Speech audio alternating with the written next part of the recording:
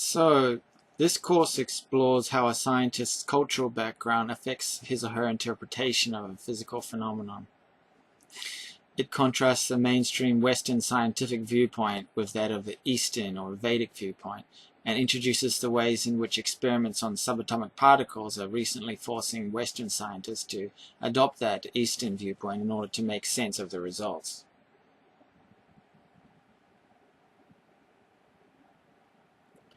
So what is physics? Physics is the study of empirical objects and their motion through space over time, with empirical objects being objects of observation that we can see, hear, and touch. So you've got lightning here, and a galaxy, spinning top, and a nuclear explosion. These are all kinds of physical phenomena which are studied by physics. So the first lesson, lesson 0, this will be basic psychology for physics. So before you can study physics, you have to understand some basic psychological ideas, starting with object permanence. Do objects continue to exist when they go out of sight? Subject-object dichotomy. The viewer, observer, we're the subject and we're looking at objects, so that's kind of splitting the universe into two different parts. And the theory of mind. And the second course will be basic algebra for physics. So if you want to do physics, you need to be able to do some basic formula manipulation. For example, here we've got mass times acceleration times displacement equals work. So all that we're going to learn to do is how to change it so that you've got mass at the start. So mass equals work divided by acceleration and displacement. So the next course will be basic statistics for physics. Physics is very statistical. A lot of the fundamental phenomenon don't make much sense from an everyday perspective, so we have to look at the statistical properties which lead to our everyday experience, like the law of averages. And here we've got Maxwell's demon demonstrating how the law of thermodynamics.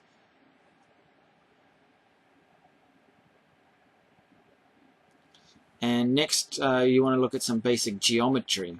So from the psychology lesson we learned that the most fundamental definition of an object is a two-dimensional shape which moves across your field of vision.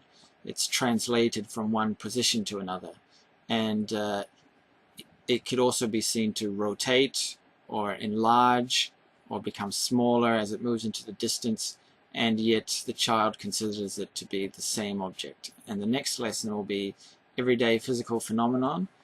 Here we've got a guy on a motorcycle crashing into some tires, and the bike stops, but he keeps moving. This will be the law of conservation of momentum and inertia. And we'll also look at things like temperature, weight, length, and time in everyday situations. The next lesson will be Newtonian physics, the physics of Isaac Newton, and we'll look at his 3 laws, including his law of the definition of inertia, the definition of what force means, and how all actions are interactions. So here we see 2 ice skaters.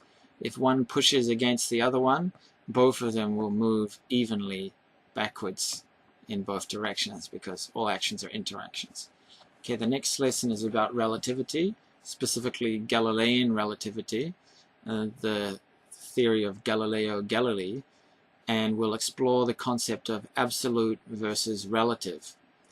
And here we've got a picture of a ship which is moving at velocity v, and yet 2 people in the galley of the ship can play tennis, and they don't even have to think about what's happening outside. All the physics are exactly the same. And the next one is special relativity. This is one of the famous theories of Albert Einstein. And here we've got the ladder paradox, which explains how if a ladder is moving at a very fast speed, its length will contract. So even though it should be too big to fit in this garage, when it's moving at a fast speed, it becomes shorter. and therefore it can fit into the garage. Okay, and the next lesson is about equivalence and unification. Here at the top you see space, time, energy, and matter, and Einstein showed how space and time can be unified into the space-time continuum. He also showed how energy and mass are equivalent to each other. So now scientists are trying to unify both of those space-time and mass energy into one mass energy space-time. Okay, so the next lesson is about Advaita Vedanta, which is the philosophy of quantum theory. And you see here you've got two trees. One of them has fallen over, and the other one's saying, "I heard that." This is a reference to the Buddhist Zen Buddhism question. If a tree falls in the forest and there's no one there to hear it, does it make a sound? Does it? Okay, quantum entanglement. So here we'll look at how the measurements on one particle are related to the measurements of another particle, even if those particles are separated by a very long distance. So they seem to be informing each other, or to have some relationship with each other, which is described by Bell's theorem, which is a mathematical idea which we will look at in this lesson. So the next lesson talks about the wave and particle nature of, say, light. This is a picture of the double slit experiment, where if you turn on a light and you've got two holes in a partition at the back of the wall, you may see an interference pattern where you see more than two bars of light, because light is acting like a wave which interferes with itself. And finally, the most difficult lesson, non-chronological reasoning. And you see a picture of time with a cross through it. No, there's no time. There's no such thing as time in Vedic thought. So there's no causation. And we can show this by seeing how simultaneity is relative and how we can travel through time.